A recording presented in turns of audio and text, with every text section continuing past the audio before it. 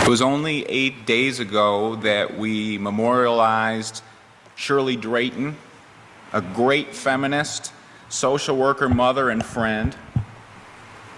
And after the service and reception, I flew to Chicago to see my parents. My father has been sick for a couple of months, and I desperately wanted to be by his side. My sister picked me up at Midway Airport, and we drove to our parents' house. I found Dad on the couch, miserable, with nausea and stomach cramps.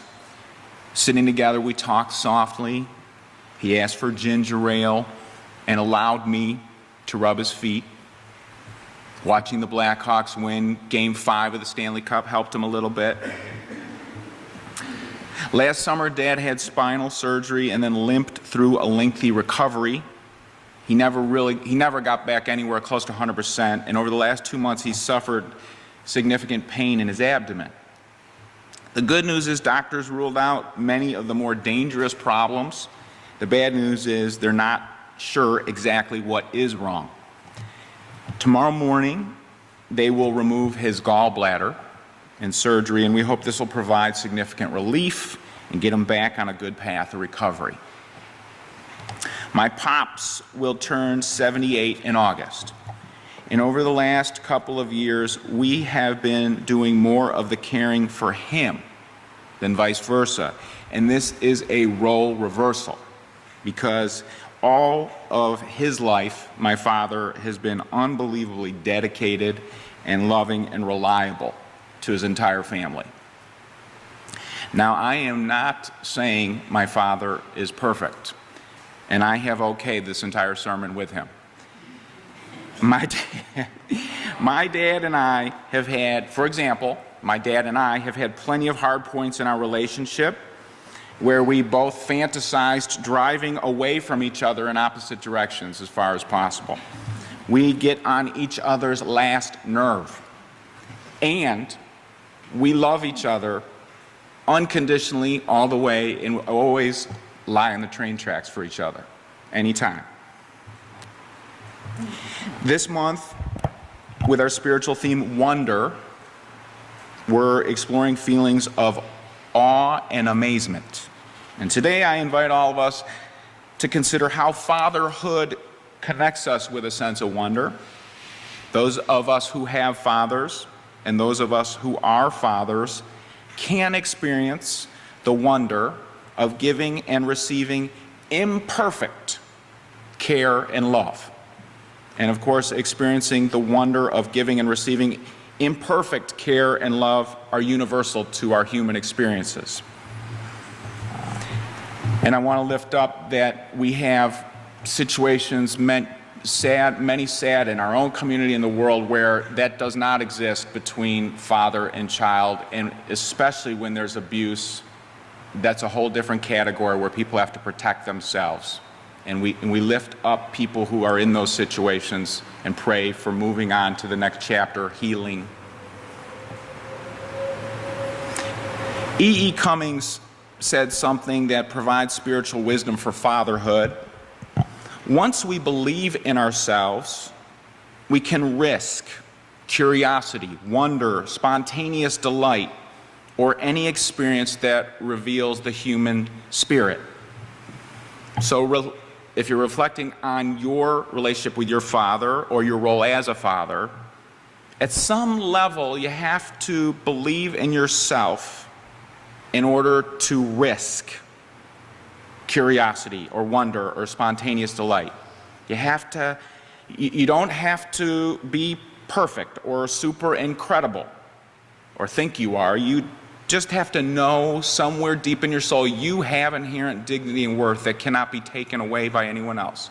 You are a child of God, have the spark of the divine, and then you have the base of strength to risk, because anytime you're going into giving and receiving care and support, you're risking getting hurt. And when you have that strength, you can experience wonder. Now, when I think of needing to be centered and strong to give and receive support, one experience that comes to my mind is dealing with tantrums. Little 2- and 3-year-old people have tantrums, come completely reasoning has nothing to do with this experience. Holding breath, screaming, thrashing. There are basically two approaches that have to be assessed contextually. One is walk away and leave that child to do what they have to do, hoping as little damage is going to happen as possible to the child or anything around him or her. And the other one is extricate the kid from the situation. Kristen, Micah, and I had our worst tantrum experience at the Field Museum in Chicago, where Micah went at least to 8 on the tantrum Richter scale for approximately 40 minutes. I said, you're going to win Wimbledon someday with this energy, man. But right now, we're going to get, so I had to carry him out of the Field Museum like a screaming sack of potatoes, and the security guards were doing their job in assessing if I was illegally abducting the child. No doubt about it. We got him out on the lawn in front of the Shed Aquarium, and everybody, barely survived and started to return towards normal breathing. We're wiping away all of our tears and, realized a good hug is probably the best medicine we can figure out to start transitioning back to the life of being a human being. And I know many have had experiences like that. One thing about a tantrum is lack of predictability. You can be finishing up bedtime, sitting at a picnic table, walking into a church service, and that's connected to the fact that the roles of fatherhood are unpredictable. You never know what's going to happen next or what you're needed. And that's within the context in this era of fatherhood, ever-changing set of expectations. It's wonderful that in the last generations there's been, what do dads do and not do? Conversation and experiences have been changing a lot, which I think is wonderful. Debbie Ward says she thinks it's been about 45 years since dads have been commonly attending in the labor delivery experience. So it's been a number of decades that dads in a higher percentage have been coming along to this honor and duty of delivery room accompaniment. And I think the new generations have been doing a pretty good job. And we should everybody's doing better with how that happens. It's a blessing for all. And of course, we mess up. It's a good example. Changing expectations. Maybe the guys aren't as good at doing this as we would like to yet. Two examples Kristen brings up is one time, I think she was in contractions. It's about 11:30, and the Phillies were in the bottom of the ninth with the Cubs, and I was watching the game very intensively. And shortly thereafter, I fell asleep standing up like a horse. And Kristen rightly was not pleased with me during either of those moments. So I was imperfect.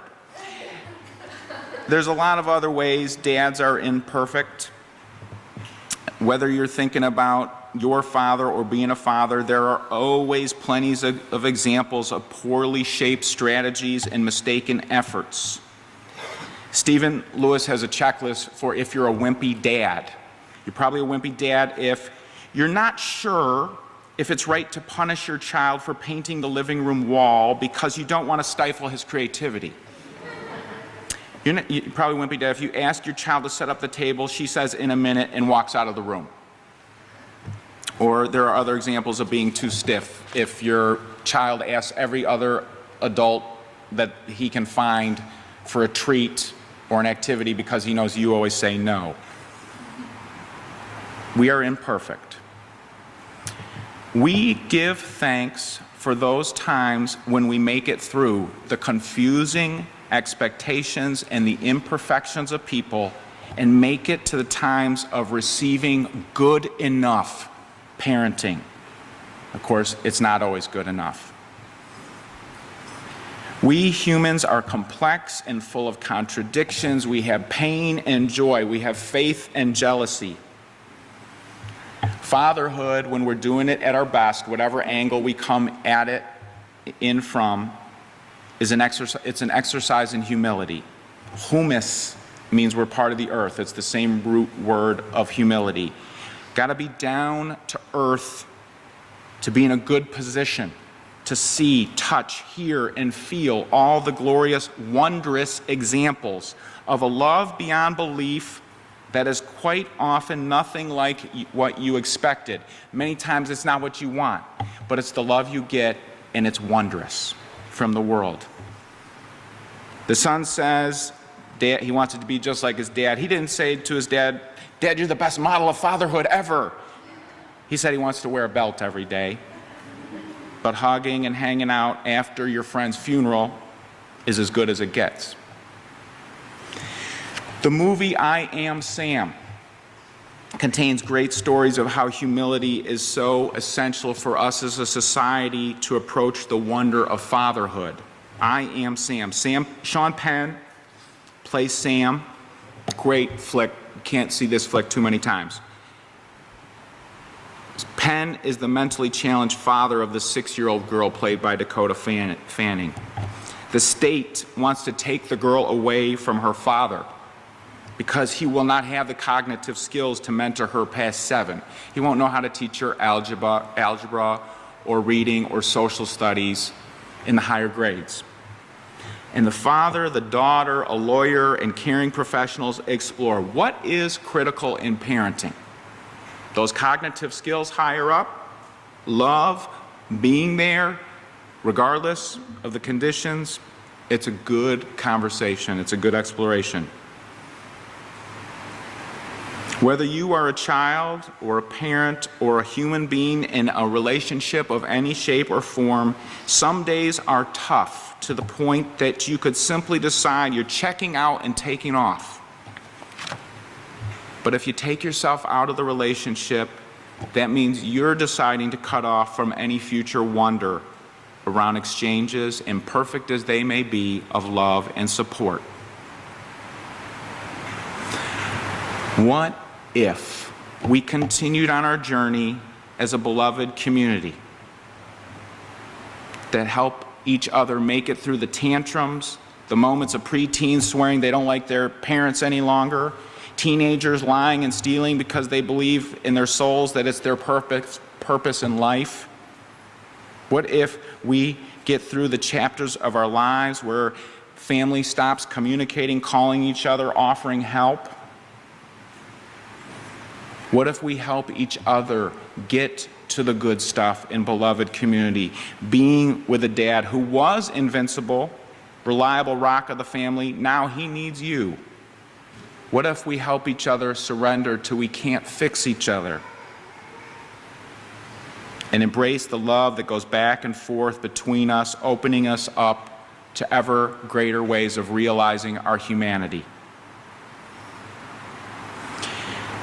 There's a great children's book where the mom sings a song to the baby, and then he gets a little older, she keeps singing the same song, and he grows all the way up through his teenage and young adult life. She always sings this lullaby to him, and then she gets older to the point of needing him, and he starts singing it to his mother, and then his child. Well, fatherhood is evolving, thank the Lord.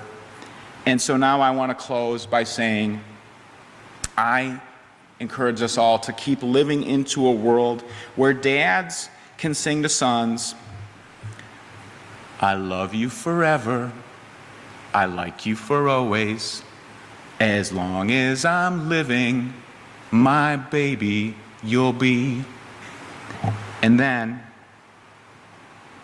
we can grow into a world where sons can sing to dads, "I love you forever, I like you for always, as long as I'm living, my daddy you'll be." What if we keep living into beloved community where all around the world people can sing lullabies of peace and comfort to all? Happy Father's Day. Blessings be.